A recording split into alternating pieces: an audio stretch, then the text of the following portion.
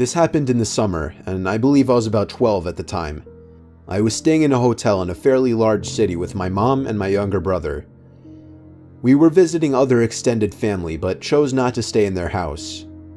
My brother is younger than me by a decent amount, so I was usually told to keep an eye on him. On the day we arrived, my mom told me to do just that while she checked us in and received our room card. So, my brother and I sat down on a couch in the lobby and relaxed a little bit. While we were sitting, a man in about his mid-40s walked into the hotel. The couch was facing the hotel doors, so I got a good look at him. I remember that he was very average looking. Describing his features in detail could generate several different images.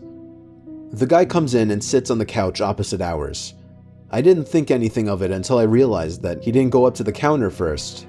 He just came in and sat down. It made me feel a little uncomfortable. Maybe I was being a bit paranoid, but I thought he might have followed us in. Thankfully, my mom called us over and told us that our room was ready. We left the lobby and went to our room. Shortly afterwards, we left the hotel to go meet family. I forgot about the man for the rest of the day. We returned at about 7, and my mom told us that we could go swimming in the hotel pool. We all went to our room, changed, and went to the pool. A few minutes after we got into the water, the same man from before walked in and sat down. He was wearing jeans and a sweater, so he definitely wasn't going swimming. Again, we didn't think much of it until I could see that my mom was visibly worried. She pointed him out to me, and she said that if he didn't leave within 5 minutes, we needed to go back to our rooms. 5 minutes passed and he was still there, so we got our things and left. By then, it was close to 8 o'clock. We had brought a rented movie to watch, so we planned to watch that and go straight to bed. I noticed that my mom was a little on edge because of the man who had been watching us, and I got a little more worried myself too. Halfway through the movie, my mom got up to get into the shower. While she was in there, someone knocked on the door and said, "Housekeeping." I thought it was weird that the cleaning staff would come this late, but we needed another towel, so I answered the door. I wish I hadn't been so stupid. It was the same creepy man. He gave me a smile and a little wave. I just stood there, kind of motionless. My mind automatically went to the worst possible situation: kidnapping, rape, torture, etc. I heard the water in the shower turn off. He stood there as well for a moment, and then he spoke. "How was your swim?" At that moment, my mom came out of the shower, saw the man at the door, pulled me back, and slammed the door. She locked it. Then she called the front desk from our hotel phone to report the guy. I told her to just call the police, but she didn't listen. She then requested we switch rooms. I then heard footsteps stomping down the hallway away from our room. Thankfully, the guy had left. After that, we switched hotel rooms and didn't see the guy again during our stay.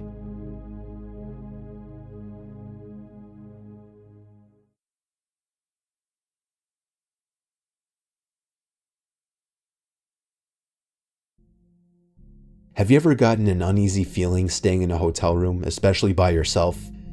Likely not, and I also doubt you've ever been in a hotel room by yourself.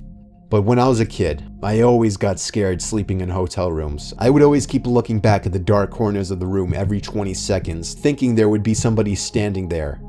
My fear not only drove me crazy, it drove my parents crazy, as I would always insist that I would sleep between them until I was around 9 or 10 years old. Anyway, eventually I had to grow up, or at least give off the impression, and started sleeping in my own bed or sharing the bed with my sister. Now I'm 24 years old, living on my own, and have to take a lot of business-related trips for my job.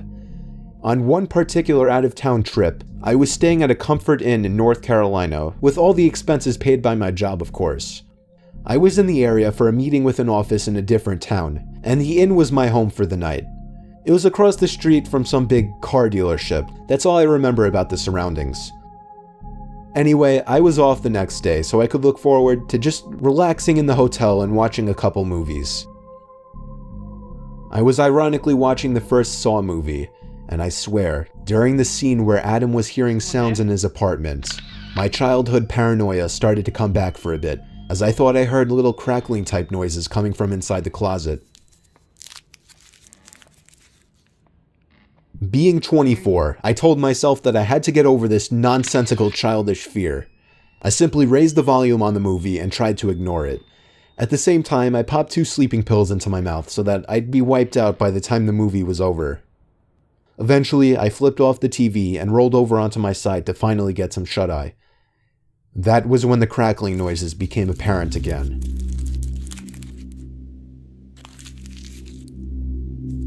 It wasn't constant or anything. It was just like once every minute or so I'd hear this crackling type noise that I just can't describe coming from the closet.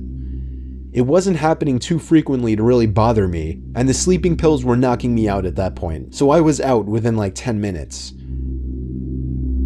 The next thing I remember, I woke to the sound of cloth being rustled around. I sprang to an upright position, but it was literally too dark to even see within a few feet in front of me. After I flipped on the bedside light, there I saw somebody dressed in all black with a hood over his head, probably 6'5", 250 pounds, rummaging through my bag. I screamed at the top of my lungs, and in response, he fled the room. He had stolen my wallet and my watch, but he had also created a lasting memory that only digs deeper into a very large childhood fear of mine. I have never heard a story about anything like this on the news or anything, so for something like this to happen to a person like me, somebody who had such an odd, specific fear as a child, was simply catastrophic to me.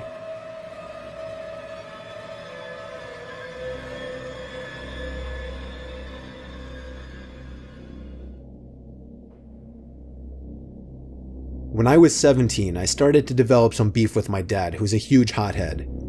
Tensions would grow worse through the years, and it got to the point that I would commonly have to leave for the night after getting into huge fights with my dad about personal things that I won't talk about. Sometimes I would stay at a friend's house or check into a hotel. It was May 9th, 2015. I was 21 years old, and after another huge scene back at home with my dad, I had to get out of there for my own good. I checked into a nearby hotel, the Quality Inn and Suites. It was literally half a mile from my house. I'd be throwing away a little less than $100 for it, but I had nowhere else to go. It was early this time around. Usually these outbursts happen around nighttime. It was like 4 o'clock, so I decided to just hang out by the outdoor pool and clear my head. It was funny, I was the only one around in this hotel. The pool was empty, the hallways were empty, even the lobby was empty, except for, of course, the desk worker. Then again, it was only May, and it wasn't like we lived in some huge vacation destination of a town. My room was in the middle of the hall on the 2nd floor. I had no idea why they'd given me that room, since it seemed like I was one of the only few people staying in the hotel. I hung out in my room after the pool for a bit. That's when there was a very light tapping on the door. I waited for someone to yell housekeeping, but they never did. Therefore, I ignored it. And to my surprise, even though I had the do not disturb sign on the door handle, I heard the beep of the lock on the door, and then I heard the door slowly opening. I called out, no thank you, not right now. I couldn't see the employee at the door because there was a wall that blocked the view of the door from the bed. There was a pause, and I repeated myself, growing a bit curious. Suddenly, the door slammed shut. It actually startled me. I got up to actually go follow them and tell them that that was rude. When I stepped into the hall, I looked to my right. Nobody. I looked to my left, and at the end of the hall, I saw the right leg of a woman turning the left corner further down the hall before disappearing. How did she get there so fast, I wondered. I ran down to the end of the hall, and that's when I heard another door closing. When I turned the corner, nobody. Just maybe 20 closed, unoccupied hotel doors. I was so confused and honestly a bit freaked out.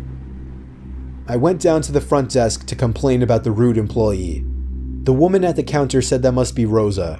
She said she would question her about slamming the door later on. I thanked the woman and then went out to eat at the nearby TGI Fridays down the road. When I got back to the room, I was on the phone talking to my mom, who said that I shouldn't come back because my dad was still super pissed. I entered my room and told her how depressed I was with all this fighting bullshit, and she understood. When I hung up, it was only 8 o'clock. I wanted the night to be over. I brushed my teeth, watched a little TV, and went to sleep at around 9 o'clock. I awoke to a noise. At first, I didn't know what it was. I rubbed my eyes, sat up, and listened.